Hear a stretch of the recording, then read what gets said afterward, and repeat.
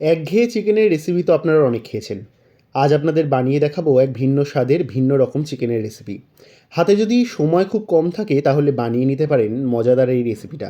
সময় যেমন কম লাগবে তেমনি খুব কম উপকরণ দিয়েই তৈরি হয়ে যাবে আজকের এই চিকেনের রেসিপিটা। চলুন শুরু করা যাক। আজকে আমাদের রেসিপি চিকেন সাপটা।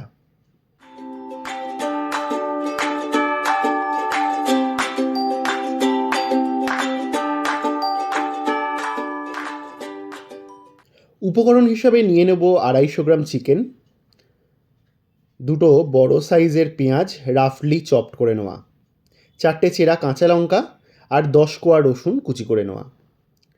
প্রথমে কড়াই গরম করে তাতে দিয়ে দেব 3 টেবিল চামচ মতন রিফাইন্ড তেল। তেল হালকা গরম হলে তাতে দিয়ে দেবো পেঁয়াজ কুচি। তারপর ভালো করে নেড়ে চেড়ে পেঁয়াজগুলোকে ভেজে নেব বাদামি রং ধরা পর্যন্ত।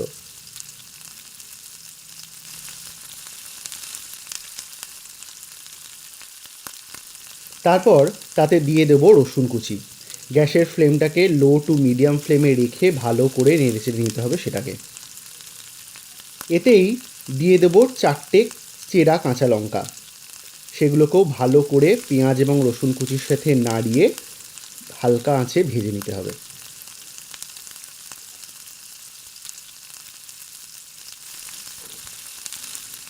পেঁয়াজে হালকা বাদামি রং ধরলে এর মধ্যে দিয়ে দেবো চিকেনের টুকরোগুলো। আবারও মাংসটা পেঁয়াজের সাথে ভালো করে মিশিয়ে নিতে হবে।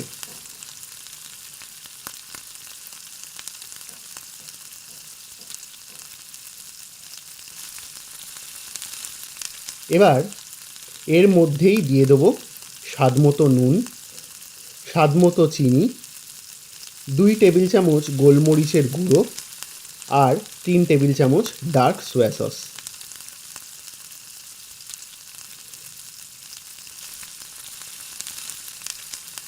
সেগুলোকে চিকেনের সাথে মিশিয়ে নিতে হবে ভালো করে।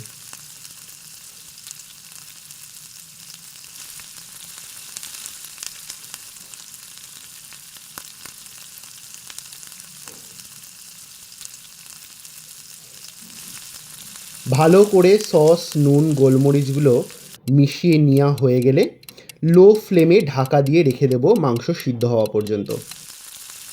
মাঝে মাঝে ঢাকা সরিয়ে হালকা হাতে নেড়ে চেড়ে দিতে হবে, নাহলে মশলাটা কড়াইতে লেগে যেতে পারে।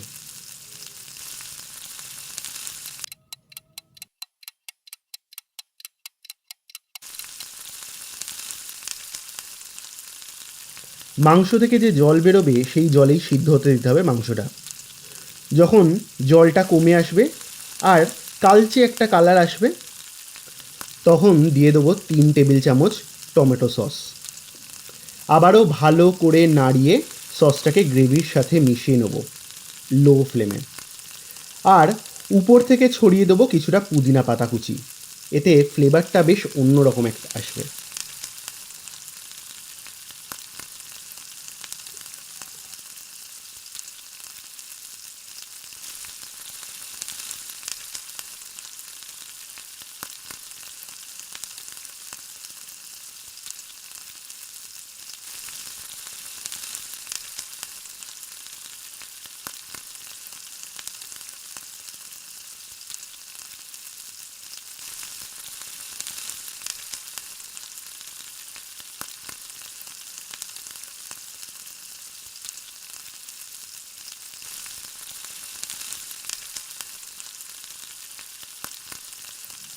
যখন দেখবেন গ্রেভিটা একদম শুকনো হয়ে এসেছে দিয়ে দিতে পারেন পরিমাণ মতো জল।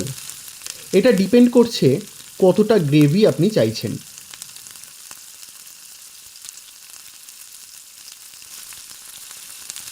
ব্যাস, গ্রেভিটা অল্প ঘন হয়ে এলে ওপর থেকে সামান্য সাদা তিল ছড়িয়ে গরম গরম পরিবেশন করুন চিকেন সাপটা। বাড়িতে অন্তত একবার হলেও বানিয়ে দেখতে পারেন রূপে ও স্বাদে অনন্য এই চিকেন সাপটা।